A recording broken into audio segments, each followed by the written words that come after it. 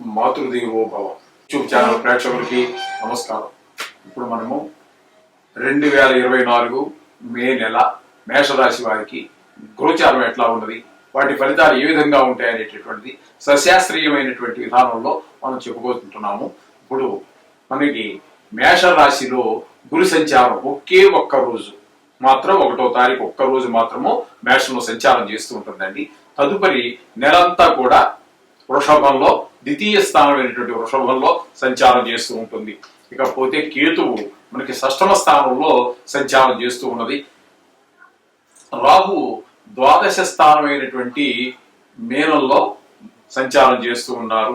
అలాగే కుజుడు మనకి 12వ స్థానంలోనే చేస్తూ ఉన్నారు. ఇక శని భగవానుడు 11వ స్థానము స్వస్థానమైనటువంటి కుంభరాశి యందు సంచారం చేస్తూ ఉన్నారు. రవి మేష వృషభ రాశుల యందు 15 రోజుల పాటు సంచారం జరుగుతుంది సుమారుగా. అలాగే బుధుని కనుక మనం తీసుకున్నట్టయితే వ్యయ స్థానంలోను జన్మరాశుల యందు సంచారం చేస్తూ ఉన్నారు. ఇకపోతే శుక్రుని కనుక మనం తీసుకున్నట్టయితే జన్మరాశి అయినటువంటి మేషమందు తదుపరి ద్వితీయ స్థానమైనటువంటి వృషభ రాశి యందు సంచారం చేస్తూ ఉన్నారు. ఈ విధంగా గ్రహ సంచారం ఈ నెలంతా ఉన్నదండి. చేత ఇది ఒక్కరోజు ద్వితీయ స్థానంలో మేషరాశి వారికి ద్వితీయ స్థానంలో గురు సంచారం చేయటం అనేది ఈ నెలంతా చాలా శుభప్రదమైనటువంటి ఫలితాలను ఆయన ఇస్తారండి. అందులో ఎటువంటి సందేహం లేదు. జన్మరాశిలో ఒక్కరోజు మాత్రమే ఉన్నా తర్వాత అంతా కూడా ధన లాభము అంటే మీరు ఏ ప్రయత్నం చేసినా ఉద్యోగంలో కావచ్చు, వ్యాపారంలో కావచ్చు, ఎక్కడ చేసినా కూడా మీకు ధనానికి లోటు ఏమాత్రం రానివ్వరు. ఇదివరకు చేసిన అప్పులు ఏమైనా ఉన్నట్టయితే అవి కూడా తీరిపోతాయి. ఆ విధమైనటువంటి ధనాన్ని మీకు ఈ మేషరాశి వారికి గురు భగవానుడి వల్ల సంక్రమిస్తూ ఉన్నదండి. ఇకపోతే 6వ స్థానంలో కేతు సంచారం కూడా అద్భుతమైనటువంటి ఫలితాన్ని ఈ మేషరాశి వారికి ఇస్తూ ఉన్నారు. రోగాలు రావు, రోగాలు ఉన్న పాత రోగాలు ఏమైనా ఉంటే తగ్గేటువంటి అవకాశం ఉన్నది. అలాగే ధనస్థానాన్ని అది మహాసుఖాన్ని అంతా కూడా ఆయన మనకి కలగజేస్తూ ఉన్నారు. మహాసుఖాన్ని కలగజేస్తూ ఉన్నారు ఆయన.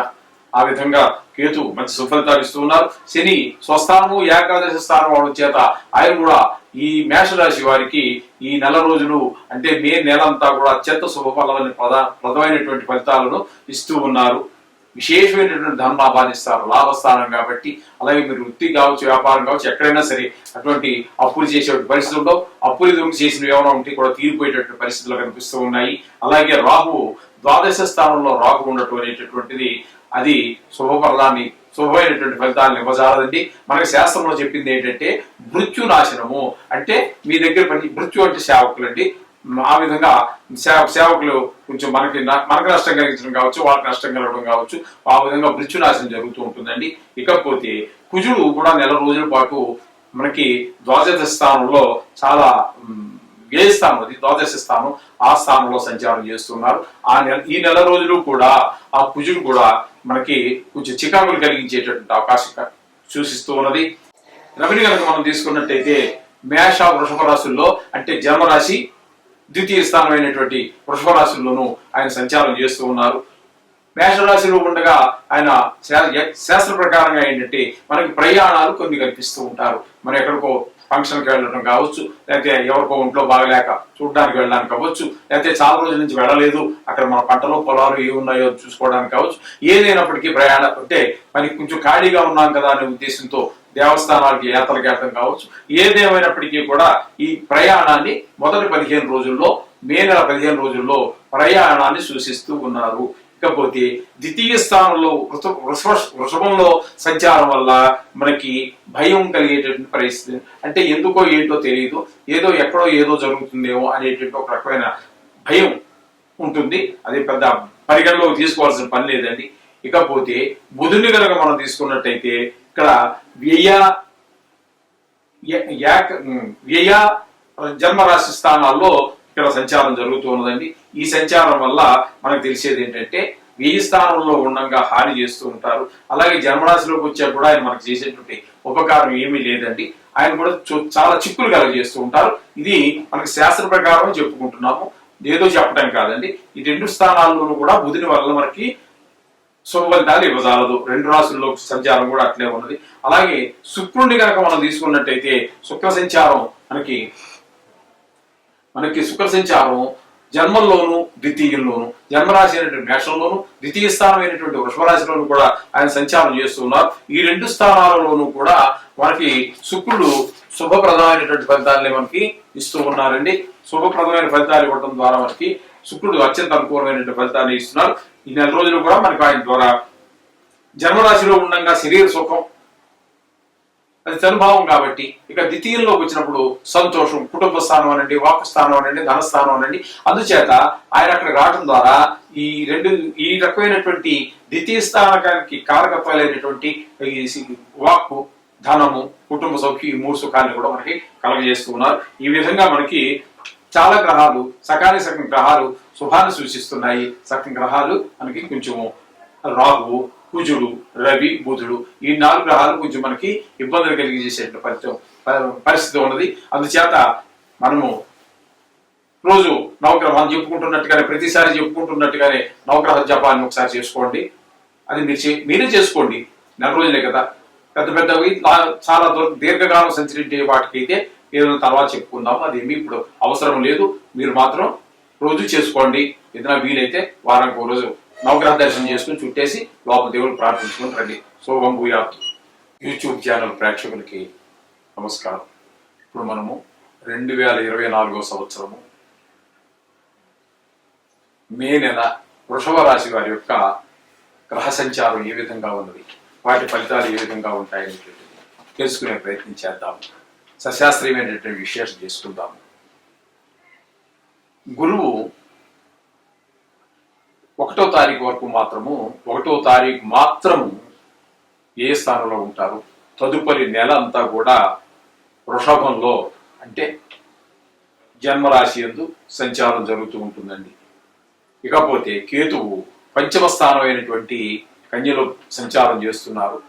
శని భగవానుడు 10వ స్థానంలో మనకి సంచారం కుంభరాశి స్వక్షేత్రంలో సంచారం చేస్తూ ఉన్నారు. ఇక రాహు కనుక తీసుకున్నట్టయితే 11వ స్థానం ఏకాదశ స్థానం అంటారు, దాన్ని లాభస్థానం అని అంటారు.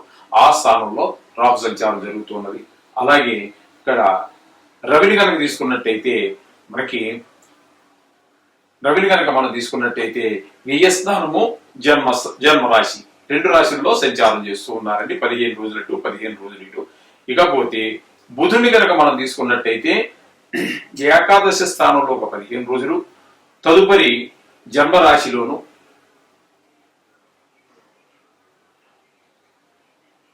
ఏకాదశ స్థానంలో 11 రోజులు, తదుపరి వ్యయస్థానంలో ఒక 15 రోజులు సంచారం చేస్తూ ఉన్నారు. ఈ విధమైనటువంటి వ్యయస్థానంలో సంచారం చేస్తూ ఉన్నారు. ఇకపోతే కుజుని కనుక మనం తీసుకున్నట్టయితే ఆయన ఏకాదశ స్థానంలో సంచారం జరుగుతూ ఉన్నదండి. ఇక శుక్రుని కనుక మనం తీసుకుంటే శుక్రుడు మనకి ఒక 20 రోజులు వ్యయ స్థానంలోను, తదుపరి జన్మరాశి యందు సంచారం చేస్తూ ఉన్నారు. ఈ విధంగా జరుగు సంచారం వల్ల వారు మనకి ఇచ్చేటటువంటి ఫలితాలు ఏ విధంగా ఉంటాయి అని చెప్పేసి మనం తెలుసుకునేటువంటి ప్రయత్నం చేద్దాము. అక్కడ ఏంటంటే జన్మల్లో గురువు స్థాన చలనాన్ని సూచిస్తూ ఉన్నది.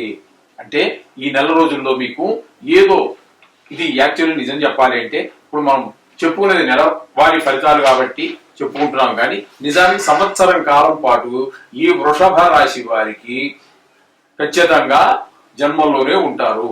అందుచేత ఇది నెలకి వర్తించవచ్చు, సంవత్సరానికి కూడా వర్తించవచ్చు గురు సంచారం. ఎందుకని అంటే సంవత్సర కాలం పాటు ఈ 2వ తారీఖు నుంచే ఉంటారు కాబట్టి ఆయన వృషభంలో సంచారం స్థాన చలనం అంటే ఉద్యోగంలో మార్పు కావచ్చు, లేకపోతే వ్యాపార స్థలంలో మార్పు కావచ్చు, లేకపోతే అదే షాప్ ఇంకో దగ్గర మార్చడం జరగచ్చు, లేకపోతే ట్రాన్స్ఫర్ కావచ్చు, ప్రభుత్వ ఉద్యోగం కనుక అయినట్టయితే వేరే జగానికి. ఈ విధమైనటువంటి స్థాన చలనాన్ని సూచిస్తూ ఉన్నది వృషభ రాశి వారికి. అలాగే కేతువు 5వ స్థానంలో సంచారం చేయడం వల్ల ఏంటంటే ఆ ధనక్షయం అంటే మీ ధనం ఖర్చు అయిపోవడం జరుగుతూ ఉంటుంది. మీరు ఎంత ఖర్చు పెట్టకూడదు అనుకున్నా సరే తప్పనిసరి ఖర్చులన్నీ వచ్చి మీద పడుతూ ఉంటాయి. ఈ విధంగా మీ దగ్గర ఉన్నటువంటి ధనం అంతా కూడా క్షయం అంటే తగ్గిపోతూ ఉంటుంది. ఖర్చులు అనవసరమైన ఖర్చులు పెరిగినప్పుడు ఏమవుతుందండి, జేబులో ఉన్న డబ్బులు ఖర్చు వచ్చి రావడి కన్నా ఖర్చు పెరిగినప్పుడు ఏమవుతుందంటే తగ్గిపోతూ ఉంటుంది. ఆ విధమైనటువంటి ఫలితాలు మనకి కేతు మీకు ఈ వృషభ రాశి వారికి అందిస్తూ ఉన్నారు. శని 10వ స్థానంలో సంచారం స్వక్షేత్రం అయినప్పటికీ కూడా కొంచెము ఆయన వృత్తికారకమైనటువంటి స్థానంలో ఉన్నారు కాబట్టి అక్కడ మనకి ఏం జరుగుతుంది అంటే శాస్త్ర ప్రకారంగా మనం చెప్పుకున్నా కూడా విపత్తి హానిం సంపత్తిం కుక్షీరోగం సుతక్షం లక్ష్మీకరం మహాదేన్యం మరణం దేహశోషణం బంధనం బంధనం అంటే ఈ విధంగా మనకి వృత్తిపరమైనటువంటి విషయాల్లో కొన్ని చికాకులు కలిగించేటువంటి వ్యవహారం అంతా కూడా మనకి ఈ శని భగవానుడి వల్ల కలుగుతూ ఉంటుంది. అయితే స్వక్షేత్ర మూలాన కొంత మీకు మినహాయింపు ఉండొచ్చు కొద్దిపాటి.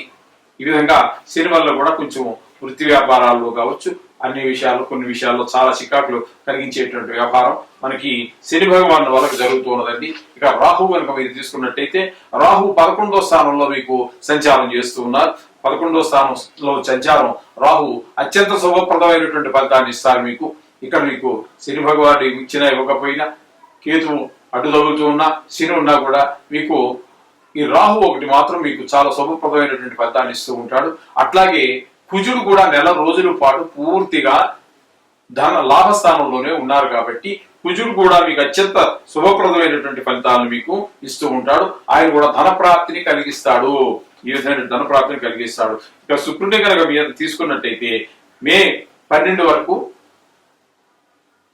11వ తారీఖు వరకు మీనంలో ఉన్న అదే వ్యయస్థానంలో ఉన్నప్పటికీ తదుపరి జన్మరాశిలో ప్రవేశించిన 2 స్థలాలలోనూ కూడా మీకు ధనానికి ఏ విధమైనటువంటి లోటు రానివ్వకుండా ఆయన కూడా కొంచెం మీకు సహాయంగా ధన విషయంలో ఆర్థిక విషయాల్లో చాలా చక్కటి ఫలితాలు మీకు ఇచ్చేటువంటి ఫలితాలు కనుకొస్తూ ఉన్నాయి. అలాగే సుఖాలు కూడా అందజేస్తాడు. ఆయన సుఖకారకుడు. డబ్బులు ఉండటం ఒకటే కాదండి, సుఖాన్ని ఇవ్వటం వేరు, ధనం ఉండటం వేరు. అందుచేత మీకు ఈ తనుభావంలోకి ఎప్పుడైతే ఆయన ప్రవేశిస్తూ ఉన్నాడో చక్కటి ఫలితాలు మీకు సుఖంగా కూడా ఉండే ప్రయత్నాలు ఆయన కూడా చేస్తూ ఉంటారు. ఇక మనం రవిని కనుక మనం తీసుకున్నట్టయితే ఆయన 2 స్థానాల్లోనూ కూడా అక్కడ 15 రోజులు ఇక్కడ 15 రోజులు ఉంటున్నారు. అక్కడ మొదటి 15 రోజుల్లోనూ ఉన్నటువంటి స్థలంలో కొంచెము ధనం ఉంటుంది. తదుపరి కొంచెం ధన లోపం, ధన విషయంలో కొంచెం సహాయకారాలు అందించినా 15 రోజుల పాటు ఆయన సహాయ సహకారాలు కూడా ఈ రాశి వారికి అందవు. అందుచేత వీరికి మొత్తం మీద కొంచెం గ్రహాలు ఎక్కువగా అనుకూలత లేనటువంటి పరిస్థితే కనబడుతున్నది. ఎందుకంటే గురువు అనుకూలత లేదు, కేతు అనుకూలత లేదు, ఇకపోతే శని అనుకూలత కూడా లేదు. అందుచేత రాహు కుజులు కొంచెం కవర్ చేస్తున్నప్పటికీ శుక్ర భగవానుడు సాల్వ్ చేస్తున్నప్పటికీ ఒక 4 గ్రహాలు అనుకూలంగా ఉన్నప్పటికీ 4 గ్రహాలు అనుకూలత లేనటువంటి పరిస్థితి ఉన్నది. అందుచేత మీరు దీనికి ఏది కంగారు పడిపోక్కర్లేదండి. మామూలుగా నిత్యం చేసుకునేటటువంటి ఈ నవగ్రహ పూజ, మామూలు దేవుడి పూజలన్నీ చేసుకోండి. మీరు ఆటోమేటిక్ గా బయటపడతారు మీ సిక్కుల నుంచి, సమస్యల నుంచి. కొద్దిగా మీరు ఎంత చేసినప్పటికీ పూర్తిగా కొంతలో కొంత మీకు వెసులుబాటు కలుగుతుందే కానీ పూర్తిగా తగ్గిపోయేటటువంటి పరిస్థితి ఉండదు. అవన్నీ పెద్ద పెద్ద వాటికి చేయొచ్చు. అదేనా ఇవన్నీ నెల రోజుల పాటే కాబట్టి కొంచెం తక్కువ పరిస్థితులు, కొంచెం దానికి తగిన విధంగా మీరు నడుచుకోండి. కొంచెం ధన విషయంలో జాగ్రత్తగా ఉండండి. అదే విధంగా ధన విషయంలోనే ముఖ్యంగా కొంచెం ఇబ్బందులు కలిగించే పరిస్థితి ఉంది. అందుచేత తగిన జాగ్రత్తలన్నీ ఆచితూచి ప్రతి రూపాయికి తగిన విలువిచ్చి యాడ్ చెప్పినట్టుగా డబ్బులు ఊరికే రావన్నట్టుగా మీరు కొంచెం ప్రతి రూపాయిని చాలా విలువైనదిగా సూచించుకుంటూ ముందుకి వెళ్ళవచ్చు. ఏమీ ప్రాబ్లం లేదండి. ఖచ్చితంగా నవగ్రహ మంత్రం మాత్రం చెప్పుకోండి. శుభం భూయాత్తు.